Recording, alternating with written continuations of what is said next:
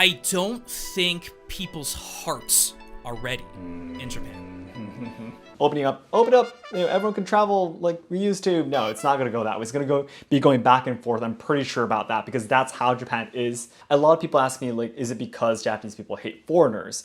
Most people are afraid, are scared.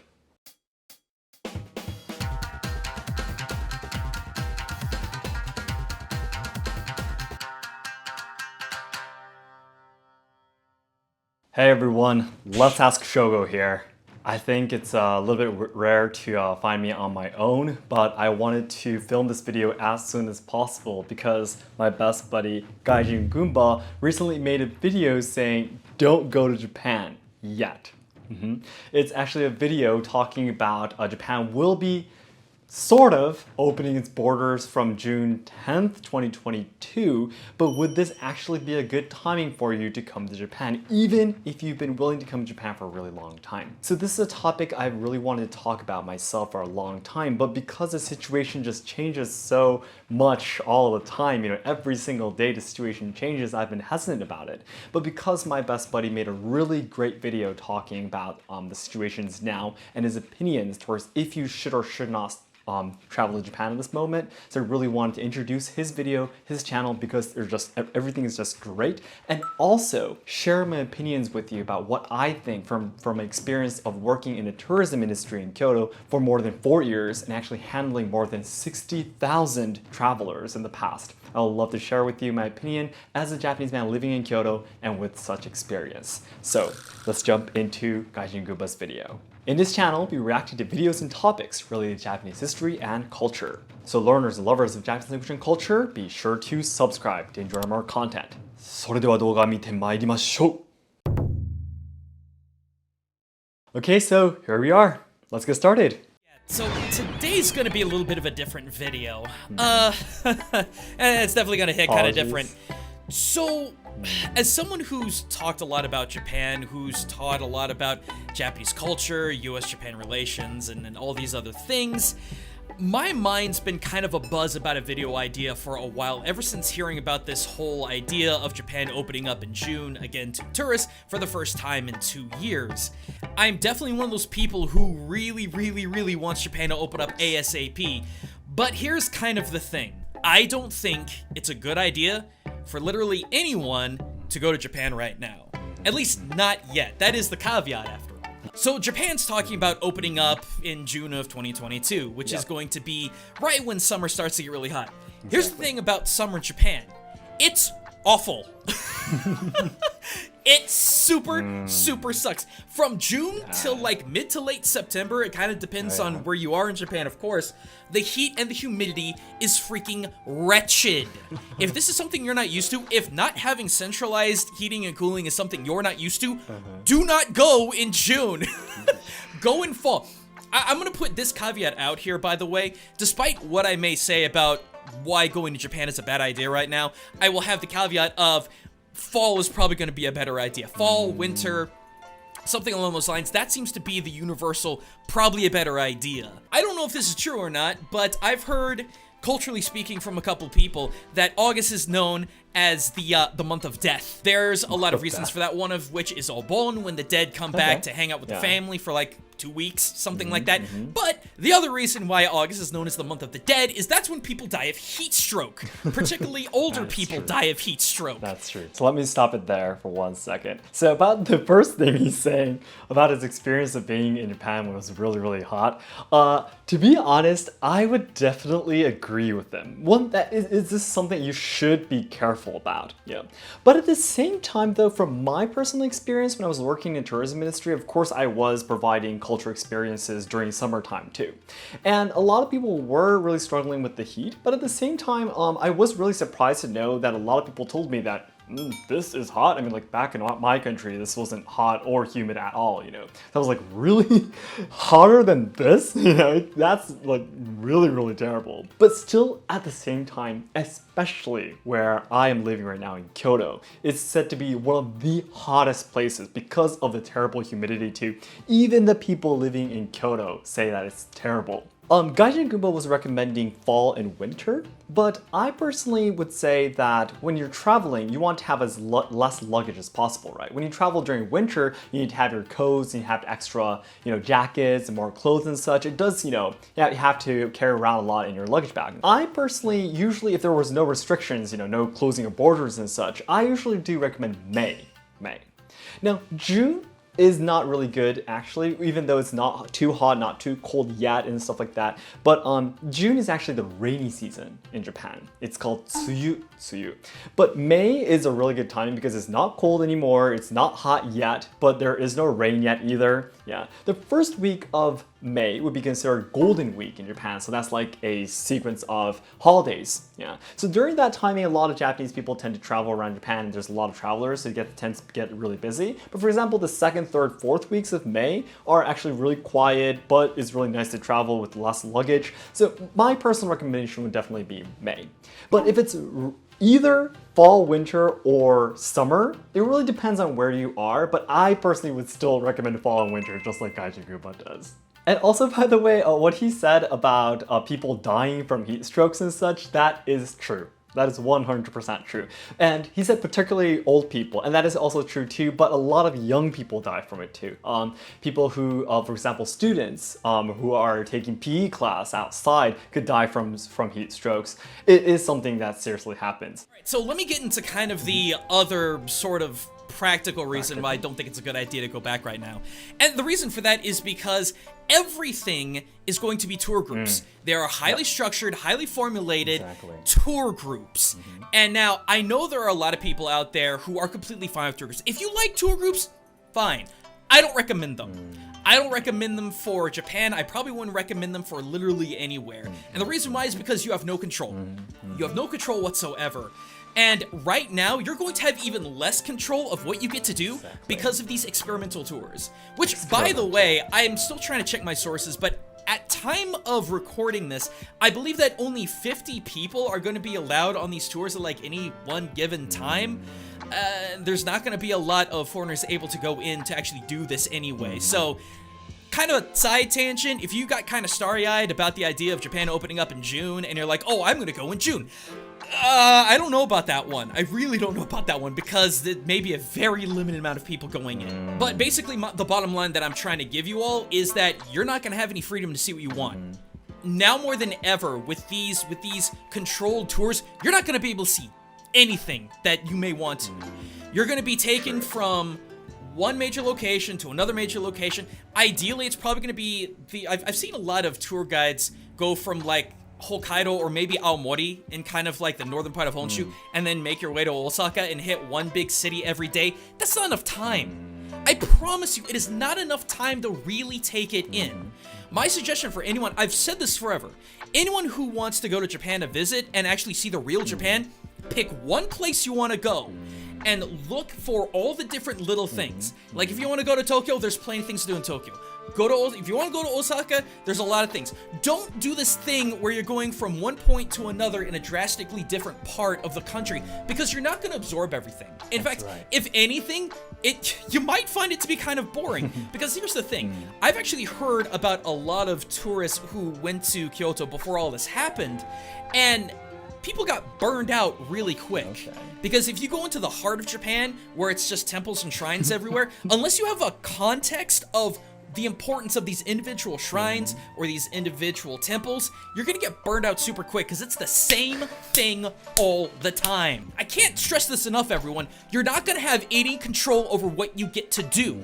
If there's a restaurant way down the way that you wanna go check out because it looks really cool, you're not gonna be able to go. The tour guide is gonna say, we're going here, you are going to go here, we're going to go to these shops, this restaurant, this location, that location, and you have no freedom. I call these postcard experiences. And the reason I call them that is because you could basically get the same feel, the same vibe from looking up at a picture at a postcard. Everywhere you go, it's going to be postcard images. And while on the surface, it's like, oh, cool, I get to actually be there, you just get to look. That's it. Not really a lot of interaction. You just look. You might be able to go to a shrine and like and go to a Teimusia and wash your hands before you go into shrine. Little things like that. Maybe there's a couple of really cute gift shops that you go into. But you have no control of exploration. And I know I've taken up all this time talking about this, but I gotta stress it super hard. You're not gonna have a lot of control. Trust me, you're not gonna have a lot of control. So what Gaijin Goombah just explained about the tour groups and a limited amount of people, limited amount of places you can go, always having the tour guide with the group and such. From what I have studied, at the point of this recording is, of course, everything is true. As I've explained many times before, Japan is an aging society, so a major amount of the population are very old. Yeah. I've explained that 1/3 of the people are older than 65 years old, 1/4 of the people are older than 75 years old. These are the people who are eligible to vote. Now, what they want is to just quietly live their life at home with nothing happening, nothing special. They don't even work anymore, for example. They just want to live everyday life quietly. The government, because all the politicians are chosen by the people of Japan, which again, 1/3 is considered an elderly, they would give the most amount of votes, right? Because the young in Japan, this is another social problem, love to talk in the future, hardly vote. So the politicians will always do good things for the elderly, right? But of course, Japan is gradually starting to be pressured by other countries outside of Japan, saying that Japan, it's about time you should open your borders. So they're like, okay, we should open our borders because every other country is telling us to do so. We're going to be gradually opening our borders. In looking at the faces of the elderly in the country, trying not to get any backlash from them, gradually opening up and not doing everything at once. The opening up is just so slow. It's really slow, but we need to remember every change in Japan just happens really slowly. And that is because Japan is the world's leading aging society. So as he explained, everything is true. You will not have any freedom to be able to do anything, all the things you want to. And I would also recommend that you try to use a lot of time in one place.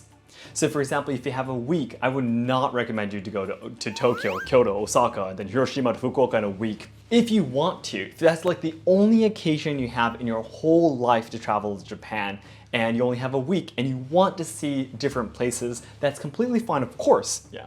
But if you want to really deeply understand a country's culture or the people, I would really recommend staying in one place. If you had a week, I would stay in just one place. It could be just Kyoto, it could be just Osaka, just Tokyo, just Hiroshima, it could be anywhere, but my recommendation would definitely be staying in one place myself too. And also, I've studied through the news and everything recently that the tour guides that go along with these tours who are traveling in Japan, they of course will be forced to go to only the places that have been basically approved of the government and such, and you will of course always be forced to keep on masks because Japanese people are not planning on taking them off at all. There's going to be a lot of restrictions, and there's definitely not going to be a lot of freedom, and especially as he explained earlier, it's going to be very hot.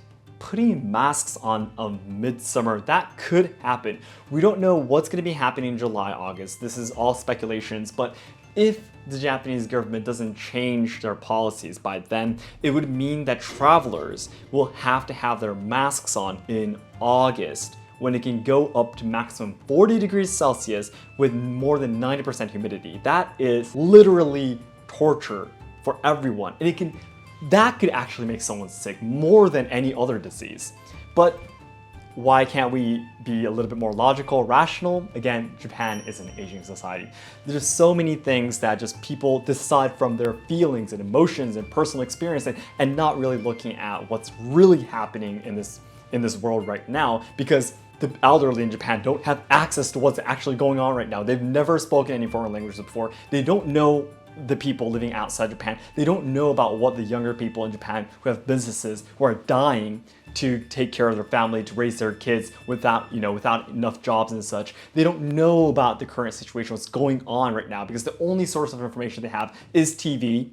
That's the only source of information they have. And of course, media will constantly be saying negative things, right?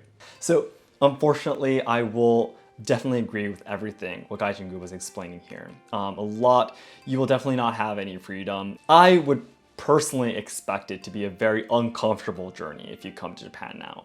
So, I'm gonna have to put on my tinfoil hat a little bit here because I'm gonna speculate on a couple of things. It's just rumor right now. I don't know if it's 100% true, but at the time of recording, yet again, I believe that when it comes to these package tour guides that the government is opening up for a limited amount of people to, there are actually cities that can opt out of this. So you may be thinking, oh, well, I want to go to such and such city because it's finally open and available. You might not have that opportunity because of government manipulation, whether that be Japan's federal government or prefectural government. In the article that I read through this, I think it was like Osaka and Tokyo theoretically opted out for this tourism package. Now, those are two huge cities that really would generate a lot of revenue from tourism, so I don't think maybe those are going to be that, but I can't imagine how much of a pickle that's going to put a lot of people into who actually want to go out to certain cities and they're completely opt out, and you're not going to be able to see them. I saw a couple articles, and this is confirmed by a couple of my other friends, like I said, where only the older travel agencies are going to benefit from this action from the centralized government in Japan. I bet so. It's not that a whole bunch of packages are going to be opened up. There are designated agencies from the government who are being allowed to open up and have tourism. Now, some people theorize that these are companies that have a huge connection to the government, who subsidize them, who support them, and there's some talk of market manipulation. There is some talk that the central government is playing to their greater supporters and not playing on an even field. But it's all going to get funneled down into these handful of agencies that have a really big in with the government. Now, I don't know if that's true. These are things that I've heard, but I've heard them from a lot of places. And I guess I'm starting to get into a little bit of a personal space here when it comes to these reasonings, but one of the big reasons, and I've really mulled over this because I wasn't sure if I want to talk about this, but I think that I do. Okay. I don't think people's hearts are ready in Japan. That is not to say that I think the entire country doesn't want tourism to come back. I know that there are hundreds, if not thousands, of struggling shops and businesses who desperately would like tourism to open back up. I know that this is not a majority. But when Kishida announced the June reopening of Japan, more than 65 respondents from an NHK poll said that the current border measures needed to be held in place or strengthened. I know how bad it could be to have a negative experience on a trip that you spent a lot of money on, a lot of time on, and is probably a once-in-a-lifetime thing. I would never, ever, ever want anyone to have an experience of going to Japan and having a really, really bad situation happen to them. Whether it be some random old person or even young person, we'll get to that, come up to them and say, get out of here, go back home, you're gonna bring the virus with you. I hope that doesn't happen. I really hope that doesn't I hope happen there's either. not a single report of that happening. But based on all of my years, based on all of my time sociologically studying Japan, living in Japan, working in Japan, studying in Japan, I could see it happening. And I could see that making headlines. Oh, yeah. I mean, I think back see it to Kyoto's outrage before the virus hit, you know? Kyoto was really, really angry at over-tourism. There were people taking unsolicited pictures. There were people that were being loud. There were people that were clogging up areas. There were people being disrespectful to places of actual worship. And I understood that. Kyoto was getting kind of over-touristed. If that's even the correct word to use. And now it's really interesting because I've seen all these articles, especially from people in Kyoto, who are like, oh, Kyoto's quiet again, it's good old Kyoto.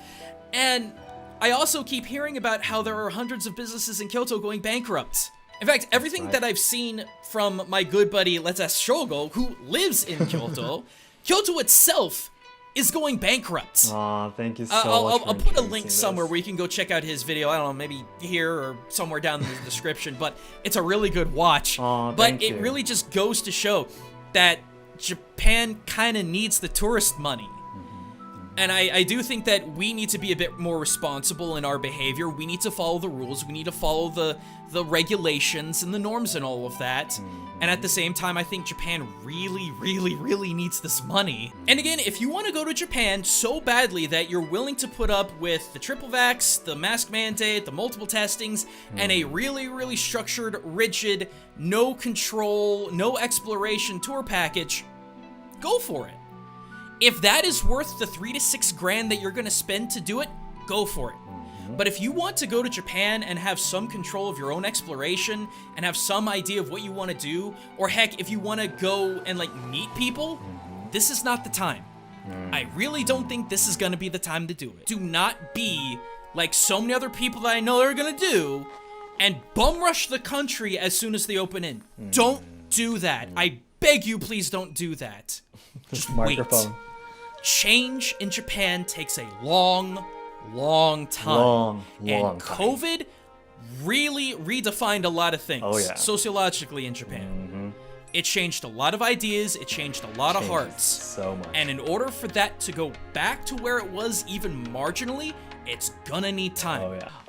What he said about the hearts of Japanese people are not ready. To be honest, I would definitely agree with him. Unfortunately, it's very sad, but I would have to agree with him. And also including the survey saying 65% of the people are saying that we should actually strengthen the borders and everything, right? That's a fact. It's really sad, but it's a fact. Even among us Japanese people, when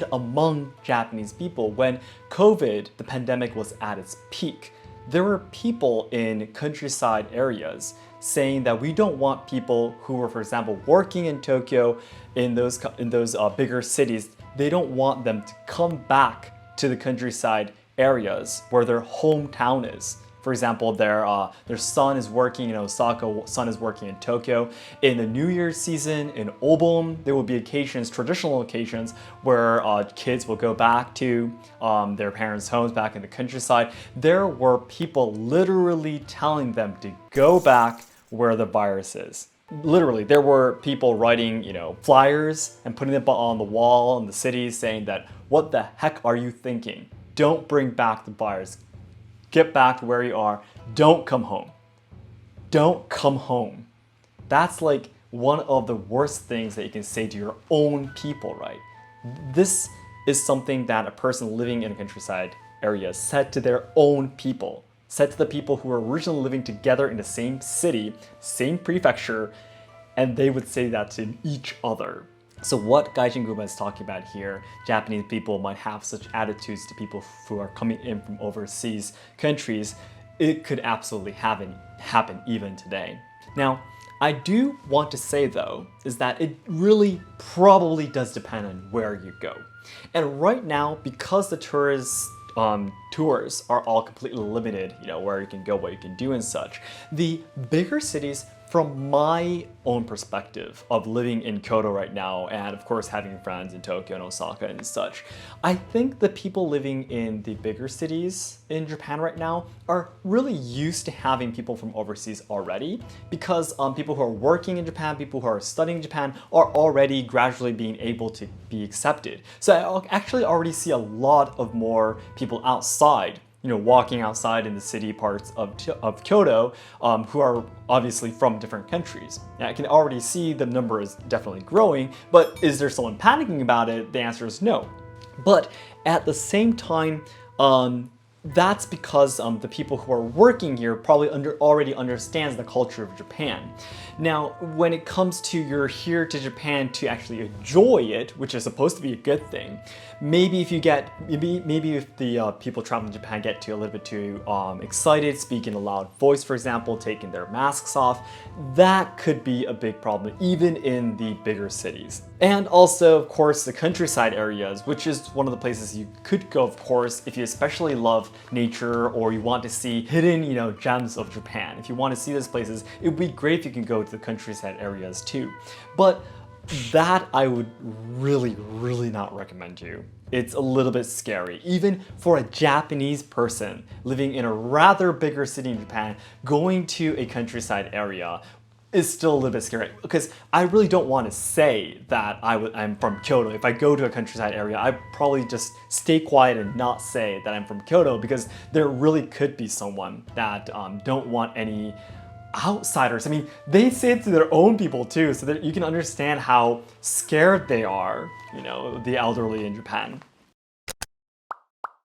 So what he said at the end, that you should wait, I would say I would agree with him, you know, because the situations, even if Japanese people were able to accept people from overseas as travelers, even if people did say, let's do this, this is great, you know, the majority said, yes, this is great, the situation could change anytime.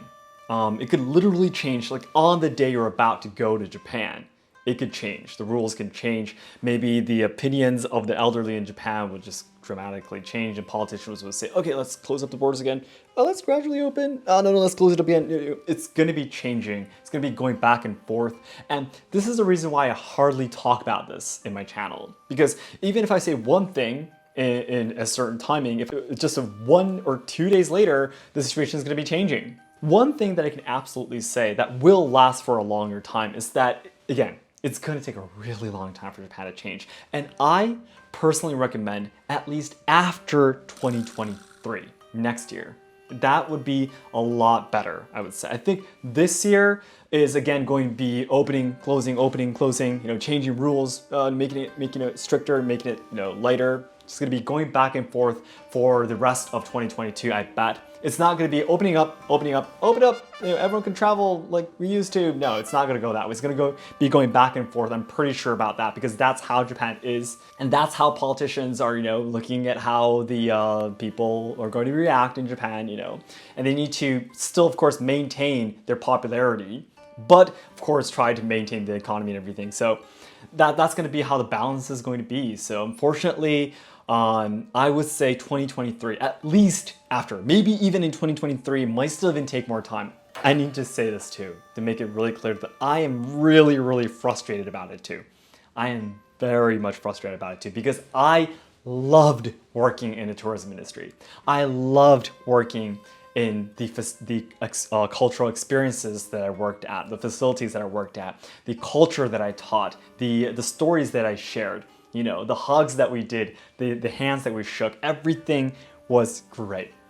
I still remember those moments when the guests who came to our experience told me that this was the best experience they've ever had in their lives. Or the occasion told me that thanks to this restaurant, for example, my honeymoon was great. This is the last day of my day in Japan, but it was great thanks to this restaurant, so on and so forth. I have all these beautiful memories.